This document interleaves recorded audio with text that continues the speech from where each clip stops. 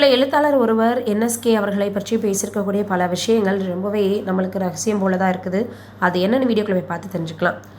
ஒரு மாதிரி கவர்ச்சியான அழகால தனது வசீகர குரலாலும் பாகவத தமிழ்நாட்டு ஆண் பெண்களை கட்டி போட்டு கொண்டிருக்க, இந்த புறம் PU சின்னப்பா, MK ராதா, ரஞ்சன் ஆகியவங்க வாளோட படப்பிடிப்புக்கு வந்தாங்க. பாகவதற்கு வாள் எல்லாம் சரிப்பட்டு வரல. இவர்கள் திரைப்படத்தில் வாளை சுழட்டுவாங்க. அதே போல் பார்த்தீங்கன்னா அந்த வாள் உண்டாக்கக்கூடிய சத்தத்தில் ரசிகர்கள் ரொம்பவே சொக்கி போயிட்டாங்கன்னு தான் சொல்லணும்.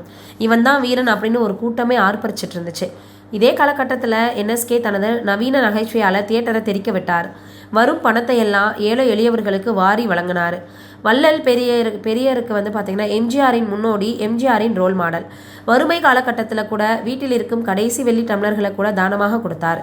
NSK 49 வயதில் இருந்தபோது DA மதுரம் வீதிக்கு வந்தாங்க. சாராய கடை வாசல்களில் நான் மதுரம், NSK மனைவி ஒரு கிளாஸ் சாராயம் கூட கையேந்தி குடிக்க ஆரம்பித்தாங்க. நடிகை குடிப்பாள் என்று பொதுமக்களுக்கு உணர்த்திய முதல் சினிமா பிரபலம்.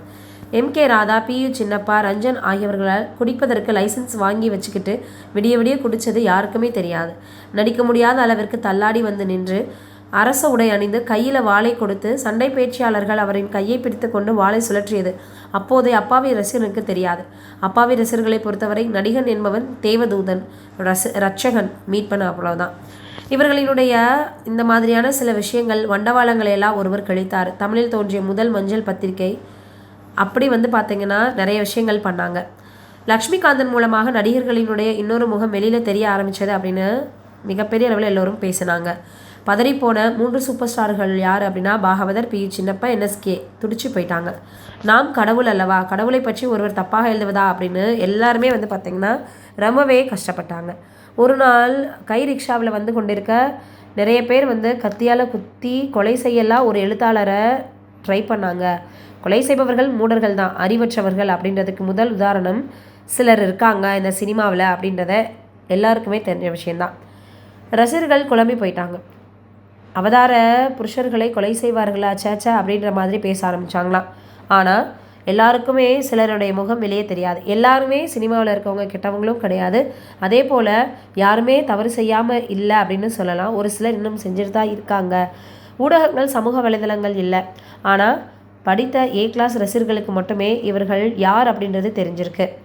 பாமரனுக்கு எதுவுமே தெரியாது. பொய்யாக பிடித்து போயிடுச்சு. அப்போதே அவர்கள் நம்ப ஆரம்பிச்சிட்டாங்க.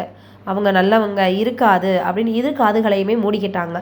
சூப்பர் ஸ்டார்கள் நிறைய பேர் அப்படியே அதல பாதாளத்திற்கு போயிட்டுருக்க, இல்லை நான் தான் உண்மையான அவதார புருஷன்னு ஒரு சூப்பர் ஸ்டார் உருவாகிக்கிட்டே தான் இருந்தார் அப்படின்னு எழுத்தாளர் ஒருவர் பேசியிருக்கக்கூடிய இந்த ஒரு விஷயம் ரொம்பவே பளிச்சுன்னு பேசியிருக்காங்களே அப்படின்ற மாதிரி ஆகியிருக்கு.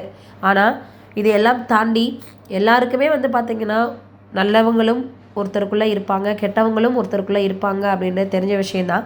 எல்லாருமே நல்லவங்களும் கிடையாது, எல்லாரும் கெட்டவங்களே கிடையாது. ஒரு சிலர் இது மாதிரி செய்கிறவங்களும் இருக்க தான் செய்கிறாங்க.